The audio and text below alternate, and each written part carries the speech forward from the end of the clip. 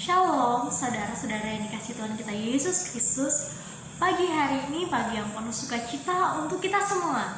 Saya meyakini kita orang yang diberkati Tuhan, orang yang berada di dalam Tuhan, merasakan kebahagiaan yang luar biasa. Pagi hari ini saya akan membagikan firman Tuhan yang saya ambil dari Mazmur pasalnya yang ke-119, ayatnya yang pertama dan ayatnya yang kedua. Saya akan bacakan untuk kita sekalian. Mazmur pasal 119 ayatnya yang pertama dan ayatnya yang kedua. Berbahagialah orang-orang yang hidupnya tidak bercela, yang hidup menurut Taurat Tuhan. Berbahagialah orang-orang yang memegang peringatan-peringatannya, yang mencari Dia dengan segenap hati.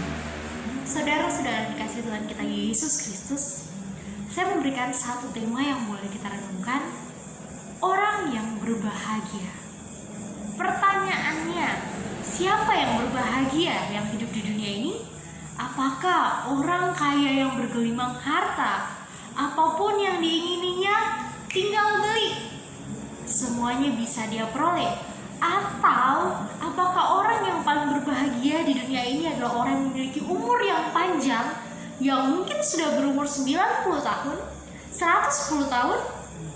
Atau apakah orang yang berbahagia adalah orang-orang yang diberikan jiwa yang sehat dan juga fisik yang tampil awet muda? Ini semua kebahagiaan yang dicari oleh orang duniawi. Orang duniawi merasa bahagia ketika memiliki harta, bahagia ketika memiliki umur yang panjang, bahagia ketika memiliki wajah yang awet muda, tetap kelihatan cantik ataupun ganteng. Tetapi apakah itu yang namanya kebahagiaan? Tentu saja bukan.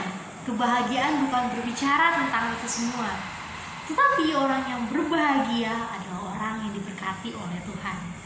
Pada bagian ini di Mazmur pasalnya yang ke-119 ayat yang pertama dan ayat yang kedua, ketika dinyatakan berbahagialah orang-orang yang hidup tidak bercela, yang hidup menurut Taurat Tuhan. Kata berbahagia di sini diartikan sebagai diberkatilah. Jadi orang-orang yang diberkati adalah orang-orang yang hidupnya tidak bercela, orang-orang yang hidup menurut Taurat Tuhan atau perintah-perintah Tuhan. Jadi orang yang berbahagia adalah orang yang diberkati.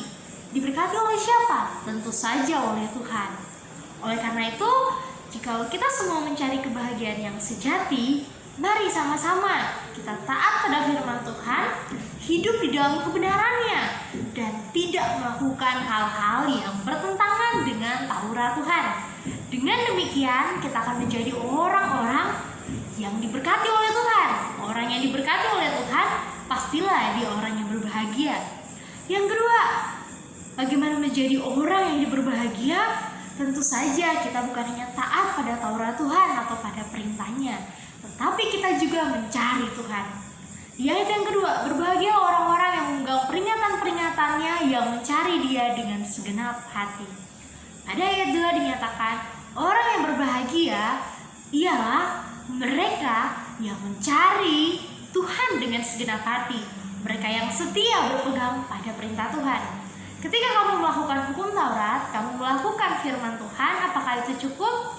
Tentu saja tidak cukup. Engkau harus setia mengerjakannya sampai Tuhan datang kedua kali, atau sampai Tuhan memanggil engkau pulang ke rumah Bapa. Tidak hanya saja berbicara tentang setia, tetapi orang yang berbahagia adalah orang yang mencari Tuhan. Mencari Tuhan lewat apa? Lewat membaca firman. Mencari Tuhan lewat apa? Lewat doa yang kita panjatkan kepada Tuhan dalam saat teduh pagi hari kita, maupun ketika kita mau beristirahat malam hari. Bahkan dalam seluruh aktivitas hidup kita mencari Tuhan. Inilah orang-orang yang berbahagia. Orang-orang yang berbahagia adalah orang-orang yang hidupnya diberkati oleh Tuhan.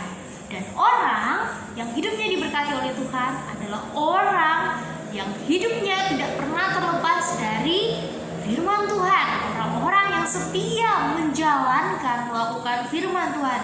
Dan orang-orang yang mencari Tuhan lewat setiap doa, setiap pujian, saat teduh yang dilaksanakan.